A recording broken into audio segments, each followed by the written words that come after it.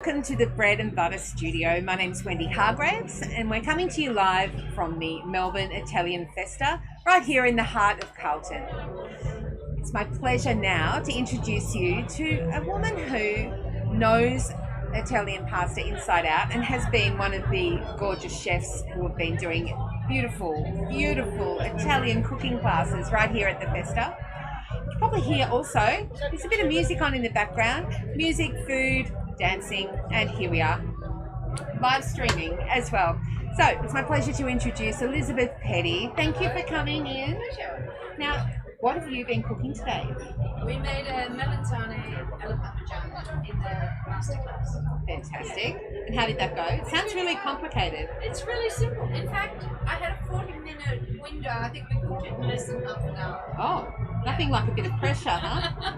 Now, Elizabeth might not be Italian, but she has a very Italian story. So how did you fall in love with Italian cuisine?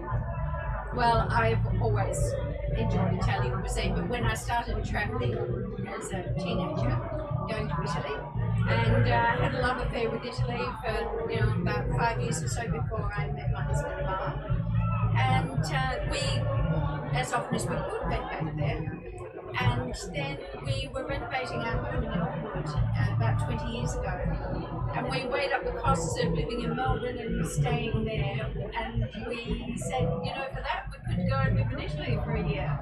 So I went with the children, and Mark stayed and supervised the house. See ya!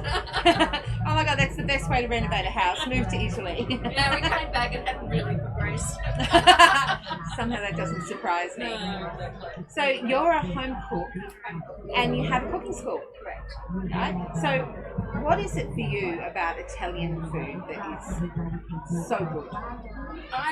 What I love about it, we spend our time in the southern Italy in Campania, and so it's very much the Mediterranean diet, so sentiments down there.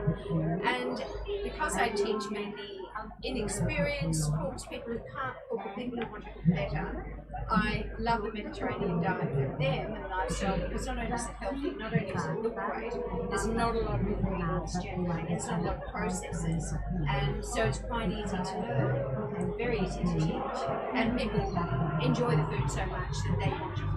I think that's the strange thing about Italian food. Like, I prefer someone else to cook it for me. Like, I think it always tastes better when someone else makes it, right? Yeah, it's true. But it is so easy to make, right? But do you think you've got to have a little bit of something? Like, you can't just cook it. You've got to be in the mood. Well, yes, you can't. A friend of mine says only happy people cook. And I think it's pretty hard to cook when you're grumpy. Or cook well when you're grumpy. Well, everything goes wrong. Everything goes wrong. It makes you grumpier. That's right. So you have we were talking earlier about your memories of Lygon Street as a... Yes. Yeah, so tell us what were the warm and fuzzy memories of Lygon Street for you? Fuzzy memories of about 40 years ago now, more. So when I was a 20-year-old, I was nursing in St Vincent's. Most of my friends were at Melbourne, and in fact, for a time I lived in Grattan Street, just a few doors down from Lygon Street. And we used to eat at Tiamo's, meet at Jimmy Watson's in the afternoon, and drink red wine, port, and all sorts of things. And my father, even as a boy, used to drink at Jimmy Watson's and meet his friends there. So our family, for all that time, been working here. So there's been a lot of change since then. So as a visitor to Lygon Street, since she's a south of the river person, but we'll let that go today. As a visitor, what would you like to see happen here to bring back that Italian culture to Carlton? Well, look, I think in many ways, there seems to be this pastiche of Italy that Lygon Street and Carlton is hanging on to, and there is that element which I understand a lot of Australians want to gravitate to, and that's important. But I think there's also this.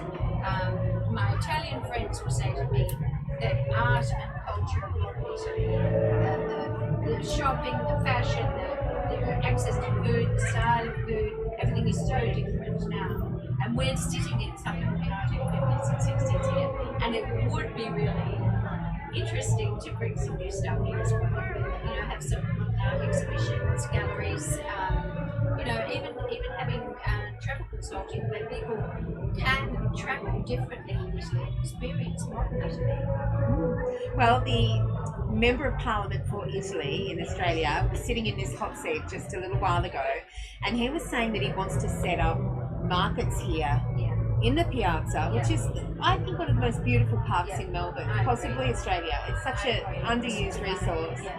But have markets with pure Italian produce and products and whatever represents that spirit of Italy here every month or even every week.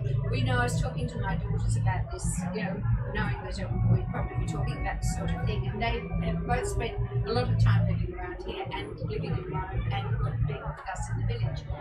And they say that, it's the food, that people want. And I was thinking, the markets, I'm a regular attendee of farmers markets and having a regular farmers market, but I would like to see barrow markets. Oh. The barrows and the people can come to the market. It's not a huge investment in their, a bit of real estate, and they're bringing their fresh vegetables or even some oysters and mussels and stuff like that on ice. Ooh.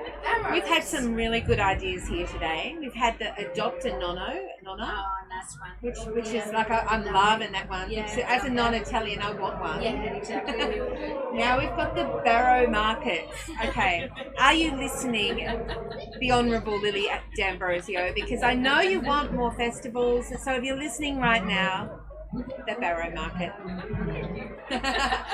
And it's all Elizabeth's idea. I can't take credit for that. Thank you so much for your time today.